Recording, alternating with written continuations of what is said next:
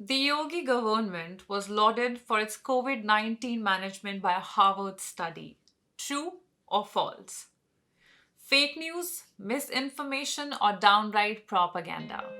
Hi everyone, we'll be talking about fake news today. Over the last few months, we have seen several fake news stories doing the rounds in social media and WhatsApp groups. Several well meaning relatives and friends have shared information, news stories, because they were enraged by them or upset by them, only to find out later that those stories were false or misleading. How can we ensure that we do not fall for half truths or downright propaganda? One of the most easy gives is to look for credibility of the media house from which the news story has been taken or the journalist who has created the news piece. Have there been multiple fake news stories published from that platform or published by the journalist? What did they do about the fake news stories? Good publications will always take time out to correct the information, to apologize for the error, and they would take down the information. However, that is not true for all publications, and that's a major red flag. For instance, this story was published in the Swaraj magazine. It's a fake news story and it still exists on the platform. But let's just say you've just opened this story and you were not aware that the news story is fake. What should have been the red flags for you? Number one, it keeps quoting from a study but does not provide a link to it. Number two, the article keeps moving into an essay mode. There are statements where we don't know who made them. At one point, it starts looking like it's a journalist's personal opinion that's being shared with us. That's not news.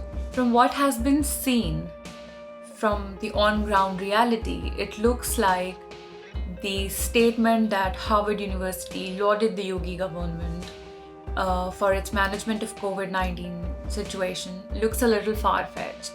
But still, let's give people the benefit of doubt. So what should you have done to ensure if it's fake or real? Number one, you should have looked for the actual report. Its absence from the public domain should have been a red flag. It is now available in the public domain, and it can be seen that the conclusion of the report does not match the conclusion of what's shared in the news article. Number two, always look for the record of the journalist. In this particular case, the story is taken from IANS, a newswire agency with a very bad record of fake news pieces. So that should again have been a red flag. Number three, the media house that's carrying the news piece, Swaraj magazine, itself has a very bad track record of fake news pieces. Number four, look at who owns the media houses. For instance, INS is owned by Anil Dhirubhai Ambani Group, and a lot of its stories are pro-government. Remember, a good journalist is supposed to hold to account those in power. They're supposed to question those in power. If that is not happening at all, that is a red flag. If the stories are heavy on hate and use labels that are very negative, that's a red flag. Far-fetched stories are a red flag. Do COVID vaccines have chips in them? In this day and age when we use smartphones and apps, that is already happening to a certain extent. Companies collect sometimes very personal data without us even knowing that that is happening. So, do we even need chips in COVID vaccine? And why just COVID vaccine, right? Hope this brings some clarity for you all going forward.